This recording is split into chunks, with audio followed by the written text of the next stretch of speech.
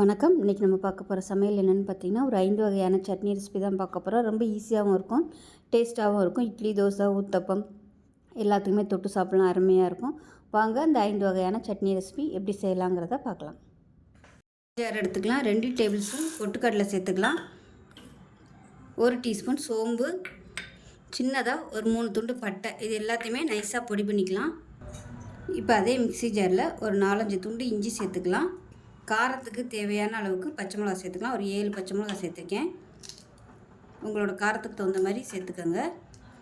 2 உடச்சிட்டு சேர்த்துக்கோங்க. இப்போ இதையும் 1-2 நம்ம பொடிச்சிட்டு வந்துடலாம்.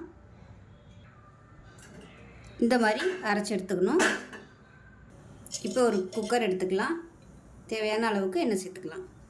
நான் கேஸ் செலவு பண்ணக்கூடாதுங்கிறதுக்காக குக்கரில் வச்சுருக்கேன். கடாயில் விட்டும் கொதிக்க விடலாம். இன்றைக்கி நான் குக்கரில் தான் வைக்க போகிறேன். எண்ணெய் சூடானும் 1 டீஸ்பூன் போல் கடுகு சேர்த்துக்கலாம். அதே மாதிரி 1 டீஸ்பூன் போல் சோம்பு சேர்த்துக்கலாம். கடுகு சோம்பு பொரியுது, கருவேப்பிலை சேர்த்துக்கலாம். இப்போ இதில் மீடியம் சைஸாக ஒரு பெரிய வெங்காயம் நீளமாக நறுக்குனதை சேர்த்துக்கலாம்.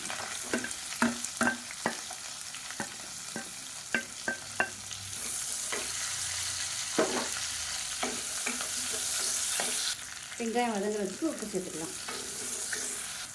வெங்காயம் இந்த அளவுக்கு வதங்கினா போதும். லைட்டாக அந்த வெங்காயத்தோட வாசனை இருக்கணும், ரொம்ப ப்ரௌனாக வதக்கக்கூடாது. நம்ம இடித்து வச்சுருக்க இஞ்சி பச்சை மிளகாயை சேர்த்துக்கலாம். இதையும் சேர்த்துட்டு நல்லா வதக்கி. இப்போ இதில் ஒரு 4 தக்காளி கட் பண்ணி வச்சுருக்கேன், அதையும் சேர்த்துக்கலாம். மஞ்சள்தூள் சேர்த்துக்கலாம், 1/4 டீஸ்பூன் போல். இப்போ இது வதங்கட்டும். இந்த சைடு பார்த்திங்கன்னா நம்ம பொடிச்சு வச்சுருந்த பொட்டுக்கல்ல சோம்பு பொடிச்சதுலேருந்து பாதி எடுத்திருக்கேன். இது தண்ணி ஊற்றி கரைச்சி வச்சுக்கலாம். இப்போ இதில் பார்த்திங்கன்னா இதே மாதிரி இன்னொரு பங்கு மிச்சம் இருக்குது. வேணுங்கிற அளவு யூஸ் பண்ணிட்டு மிச்சத்தை வச்சிட்டோம்னா அடுத்து யூஸ் பண்ணிக்கலாம். இப்போ பாருங்கள், தக்காளி ஓரளவுக்கு நல்லா மசிய ஆரம்பிச்சிச்சு. இந்த ஸ்டேஜில் தண்ணி சேர்த்துக்கலாம். தண்ணி சேர்த்துட்டு நம்ம கரைச்சி வச்சுருக்க இந்த பொட்டுக்கடலை சோம்பு பொடியையும் சேர்த்துக்கலாம்.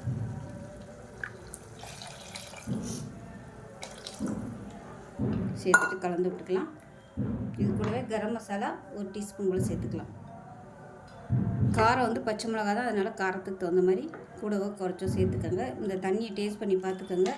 ஒருவேளை காரம் கம்மியாக இருந்துச்சுன்னா ஒரு 2 பச்சை மிளகாயை கிள்ளி இதோட சேர்த்துக்கோங்க. இப்போ குக்கரை மூடி வச்சிடலாம். மூடி வச்சுட்டு 2 விசில் விட்டுட்டு ஸ்டீம் போனதுக்கப்புறம் பார்க்கலாம். இப்போ விசில் விட்டு ஸ்டீம்லாம் நல்லா இறங்கிடுச்சு. எப்படி இருக்குன்னு பார்க்கலாம். பாருங்கள், நல்ல வாசனையான சூப்பரான ஒரு தக்காளி வச்சு குருமா ரெடி ஆயிடுச்சு. தேங்காய் இல்லாமல் நீங்கள் 15 நிமிஷம் கொதிக்க ஒரு இடத்துல இந்த மாதிரி குக்கரில் வச்சிங்கன்னா உங்களுக்கு 3 நிமிஷம் தான் ஆகும் விசில் வர்றதுக்கு. இந்த மாதிரி பண்ணும்போது கேஸ் நல்லாவே மிச்சமாகும். ஸோ இட்லி, தோசை, ஊத்தப்பம் எல்லாத்துக்குமே சூப்பராக இருக்கும். ஸோ இந்த வீடியோ பிடிச்சிச்சின்னா லைக் பண்ணுங்கள், கமெண்ட் பண்ணுங்கள், சேனலை சப்ஸ்கிரைப் பண்ணுங்கள், பக்கத்தில் பெல் பட்டனை ப்ரெஸ் பண்ணுங்கள். நன்றி. காய் எடுத்துக்கலாம். தேவையான அளவுக்கு எண்ணெய் சேர்த்துக்கலாம். எண்ணெய் நல்லா சூடாகிடுச்சு. ஒரு 10 சின்ன வெங்காயம் சேர்த்துக்கலாம். அது கூடவே 4 பல் பூண்டு சேர்த்துக்கலாம். இப்போ வெங்காயம் நல்லா வதங்கிடுச்சு. இதில் 2 டேபிள் ஸ்பூன் உளுந்து சேர்த்துக்கலாம். அது கூடவே ஒரு கைப்பிடி அளவுக்கு கேரட் சேர்த்துக்கலாம். இது எல்லாத்தையும் நல்லா வதக்கிக்கலாம். இது கூடவே ஒரு 7 வரமிளகாயை சேர்த்துக்கலாம். இப்போ இதில் 2 பச்சை மிளகாயை உடச்சிட்டு சேர்த்துக்கலாம்.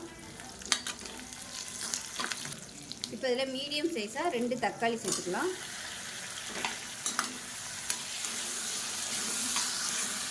சட்னிக்கு தேவையான உப்பு சேர்த்துக்கலாம்.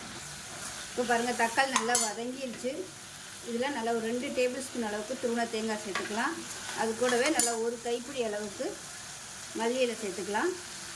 மல்லி இலை சேர்த்துட்டு ரொம்ப வதக்க வேணாம், லேசாக வதக்கினீங்கன்னா போதும். ரொம்ப வதக்கிட்டோம்னா அந்த ஃப்ளேவர் எல்லாமே போயிடும். அதனால் இலை லேசாக சுருங்குற அளவுக்கு வதக்குனா போதும். இப்போ பாருங்கள், நல்லா வதங்கிடுச்சு. அமர்த்திடலாம். ஆறுனதுக்கப்புறமா மிக்ஸி ஜாரில் சேர்த்து நல்லா நைஸாக அரைச்சிட்டு பார்க்கலாம். இப்போ பாருங்கள், சட்னி நல்லா நைஸாக அரைச்சாச்சு. ஒரு பவுலில் சேர்த்துக்கலாம். இப்போ மிக்ஸியை அலசிட்டு தண்ணி சேர்த்துக்கலாம்.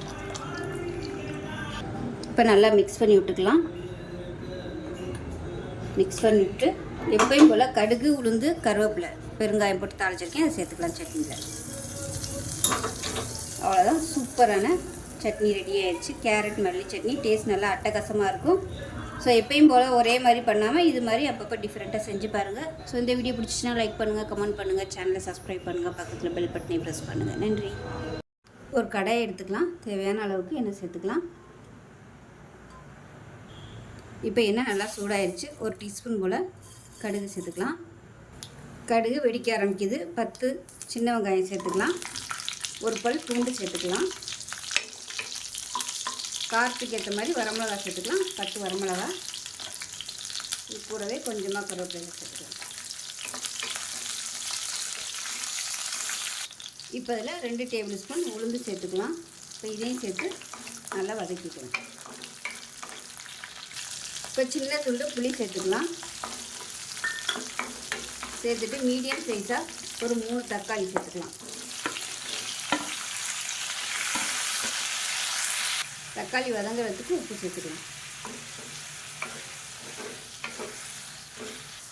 இப்போ ஒரு கைப்பிடி அளவுக்கு புதினா இலை சேர்த்துக்கலாம். இப்போ புதினா சேர்த்து வதக்கியாச்சு. ஒரு 3 டேபிள் ஸ்பூன் அளவுக்கு துருவன தேங்காய் சேர்த்துக்கலாம். இது கூடவே ஒரு கைப்பிடி கொத்தமல்லி இலையும் சேர்த்துக்கலாம். இப்போ நல்லா வதக்கியாச்சு. அமர்த்திடலாம். அமர்த்திட்டு ஆற விட்டுட்டு நல்லா நைஸாக அரைச்சிக்கலாம். இப்போ பாருங்கள், சட்னி நல்லா அரைச்சாச்சு. ரொம்ப நைஸாக அரைக்கணும்னா கொஞ்சம் லைட்டாக நெருன்னு இருக்க மாதிரி அரைச்சிக்கோங்க. அப்போ தான் நல்லாயிருக்கும். இப்போ எப்பயும் போல் கடுகு, கருவேப்பிலை, வரமிளகா, பெருங்காயம் போட்டு தாளிச்சு கொட்டிக்கலாம். அவ்வளோதான், ஒரு சூப்பரான கார சட்னி ரெடி ஆயிடுச்சு. இட்லி, தோசை, ஊத்தப்பம் எல்லாத்தையுமே சூப்பராக இருக்கும். செஞ்சு பாருங்கள். செஞ்சு பார்த்துட்டு எப்படி இருந்துச்சுங்கிறத சொல்லுங்கள். வீடியோ பிடிச்சுன்னா லைக் பண்ணுங்கள், கமெண்ட் பண்ணுங்கள், சேனலை சப்ஸ்கிரைப் பண்ணுங்கள், பக்கத்தில் பெல் பட்டனையும் ப்ரெஸ் பண்ணுங்கள். நன்றி. ஒரு 2 டீஸ்பூன் போல் எண்ணெய் விட்டுக்கலாம்.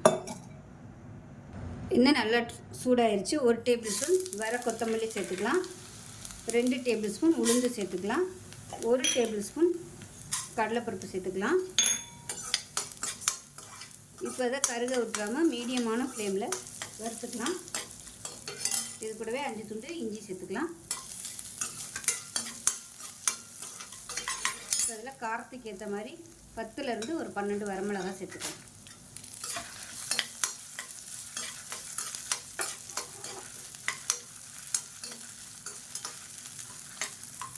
இப்போ இதில் 1 டீஸ்பூன் போல் கடுகு சேர்த்துக்கலாம். 1 டீஸ்பூன் போல் சீரகம் சேர்த்துக்கலாம். இப்போ பாருங்க, இது எல்லாமே நல்லா வறுபட்டுருச்சு. இது அப்படியே வேறு பிளேட்டுக்கு மாற்றிக்கலாம். இப்போ அதில் 1 டீஸ்பூன் போல் எண்ணெய் சேர்த்துக்கலாம். இப்போ இதில் ஒரு கைப்பிடி அளவுக்கு கருவேப்பிலை இலை சேர்த்துக்கலாம்.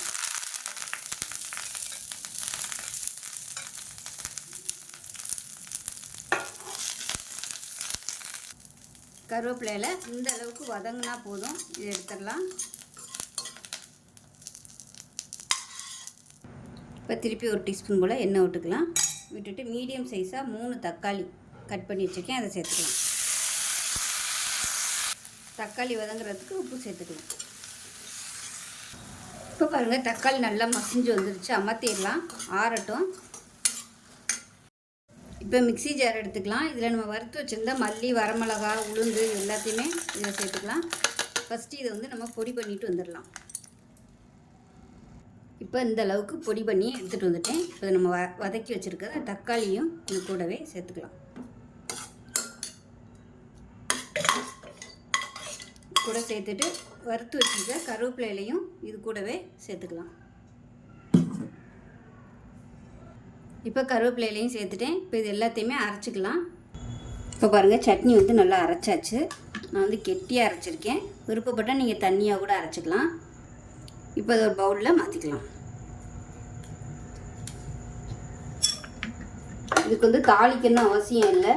ஏன்னா நம்ம கடுகு போட்டு அரைச்சிருக்கிறதுனால தாளிக்கணுங்கிற அவசியம் கிடையாது. கெட்டியாக வச்சுக்கிட்டிங்கன்னா துவையலாக யூஸ் பண்ணலாம். வெளியில் இந்த மாதிரி எங்கேயாவது போகிற மாதிரி இருந்துச்சுன்னா அந்த சட்னி தண்ணி ஊற்றாமல் அரைச்சி வச்சுக்கோங்க. கடுகு சேர்த்துக்கிறதுனால அது வந்து ப்ரிசர்வேட்டிவ் மாதிரி இருக்கும், சீக்கிரம் கெட்டு போகாது. இப்போ மிக்ஸி அலசிட்டு தண்ணி சேர்த்துக்கலாம். அவ்வளோதான், சூப்பரான தக்காளி சட்னி ரெடி ஆயிடுச்சு. இட்லி, தோசை, ஊத்தப்பம் எல்லாத்துக்குமே அருமையாக இருக்கும். செஞ்சு பாருங்கள். செஞ்சு பார்த்துட்டு எப்படி வந்துச்சுங்கிறத சொல்லுங்கள். வீடியோ பிடிச்சிச்சுன்னா லைக் பண்ணுங்கள், கமெண்ட் பண்ணுங்கள், சேனலை சப்ஸ்கிரைப் பண்ணுங்கள், பக்கத்தில் பெல் பட்டனை ப்ரெஸ் பண்ணுங்கள். நன்றி.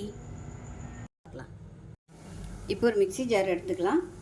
இதில் பார்த்தீங்கன்னா 1 டேபிள் ஸ்பூன் அளவுக்கு சோம்பு சேர்த்துக்கலாம். ஃபஸ்ட்டு இதை வந்து நல்லா நைஸாக பொடிச்சிட்டு வந்துட்டு பார்க்கலாம். இப்போ பாருங்கள், இந்தளவுக்கு நல்லா பொடிச்சிட்டு வந்தாச்சு. இப்போ இதில் ஒரு 4 பல் பூண்டு, பெரிய பல்லாக 4 பல் பூண்டு எடுத்துருக்கேன். இப்போ இதையும் சேர்த்து நல்லா நைஸாக அரைச்சிக்கலாம். இப்போ பாருங்கள், நல்லா அரைச்சாச்சு, தனியாக இருக்கட்டும். இப்போ ஒரு மிக்ஸி ஜார் எடுத்திருக்கேன். இதில் பார்த்தீங்கன்னா சின்ன தக்காளியாக பார்த்துக்கோங்க. இந்த சைஸுக்கு ஒரு 6 தக்காளி எடுத்திருக்கேன், 4 கட் பண்ணி வச்சுருக்கேன். இப்போ இதை சேர்த்துக்கலாம். சேர்த்துட்டு இதை நல்லா நைஸாக அரைச்சிக்கலாம். பேன் எடுத்துக்கலாம். தேவையான அளவுக்கு எண்ணெய் சேர்த்துக்கோங்க. எண்ணெய் கூட இருந்தால் தான் இந்த சட்னி நல்லாயிருக்கும். இப்போ எண்ணெய் நல்லா சூடாகிடுச்சு. 1 டீஸ்பூன் போல் கடுகு சேர்த்துக்கலாம். கடுகு நல்லா பொரிய ஆரம்பிக்கவும் கருவேப்பிலை சேர்த்துக்கலாம். இப்போ இதில் நம்ம அரைச்சி வச்சுருக்க பூண்டு சோம்பு பேஸ்ட்டை சேர்த்துக்கலாம். சேர்த்துட்டு நல்லா பொரிய விட்டுக்கலாம். இப்போ சோம்பு பூண்டு நல்ல ஃப்ளேவர் வரும், வதங்கிடுச்சுன்னா. இப்போ இந்த ஸ்டேஜில் பாருங்கள், சோம்பு பூண்டு நல்லா வதங்கி நல்ல ஒரு ஃப்ளேவர் கிடைக்கும். இப்போ காரத்துக்கு ஏற்ற மாதிரி மிளகாத்தூள் சேர்த்துக்கலாம். நான் வந்து நல்லா ஒரு 2 டேபிள் ஸ்பூன் அளவுக்கு மிளகாத்தூள் சேர்த்துக்கிறேன். உங்களோட காரத்தை பொறுத்து நீங்கள் சேர்த்துக்கோங்க. மீடியமான ஃப்ளேமில் மிளகாத்தூளை லேசாக வதக்கி விட்டுக்கலாம். ஹை ஃப்ளேமில் இருந்துச்சுன்னா சட்டுன்னு கறியிரும். இப்போ இந்த ஸ்டேஜில் அரைச்சி வச்சுருக்க தக்காளி பேஸ்ட்டையும் சேர்த்துக்கலாம். சேர்த்துட்டு உடனே கலந்து விட்டுருங்க.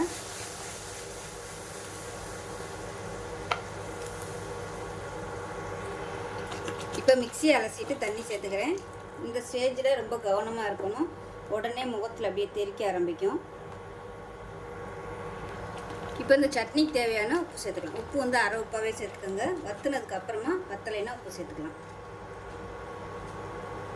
இப்போ அடுப்பு நல்லா குறைச்சி வச்சுட்டு மூடி வச்சிடலாம். இல்லைன்னா உங்களுக்கு அப்படியே எல்லா இடமும் தெரித்து அசிங்கமாக போயிடும். அடுப்பை நல்லா மீடியமான ஃப்ளேமில் வச்சுட்டு கொதிக்க விட்டுக்கலாம். இப்போ சட்னி எப்படி இருக்குன்னு பார்க்கலாம். பாருங்கள், நல்லா கொதிச்சு லைட்டாக எண்ணெயெல்லாம் வர ஆரம்பிச்சிருச்சு. நான் வந்து இந்த ஸ்டேஜோடு நான் அமர்த்திக்கிறேன். உங்களுக்கு வந்து நல்லா 1 வாரத்துக்கு நீங்கள் வச்சு சாப்பிட்ணுன்னு நினச்சிங்கன்னா நல்லா வற்ற விட்டிங்கன்னா போதும். உங்களுக்கு நல்லா அப்படியே கெட்டியாக வந்துருச்சுன்னா நல்லா 1 வாரத்துக்கு வெளியில் வச்சுருந்தாலும் கெட்டு போகாது, நல்லாயிருக்கும். நான் வந்து இந்த ஸ்டேஜோடு அமர்த்திக்கிறேன். சூப்பராக இருக்கும். ரொம்ப சிம்பிளான பொருட்களை வச்சு ஒரு அருமையான சட்னி ரெடி பண்ணியாச்சு. இட்லி, தோசை, ஊத்தப்பம் எல்லாத்தையுமே சூப்பராக இருக்கும். செஞ்சு பாருங்கள். செஞ்சு பார்த்துட்டு எப்படி வந்துச்சுங்கிறத சொல்லுங்கள். வீடியோ பிடிச்சிச்சின்னா லைக் பண்ணுங்கள், கமெண்ட் பண்ணுங்கள், சேனலை சப்ஸ்கிரைப் பண்ணுங்கள், பக்கத்தில் பெல் பட்டனை ப்ரெஸ் பண்ணுங்கள். நன்றி.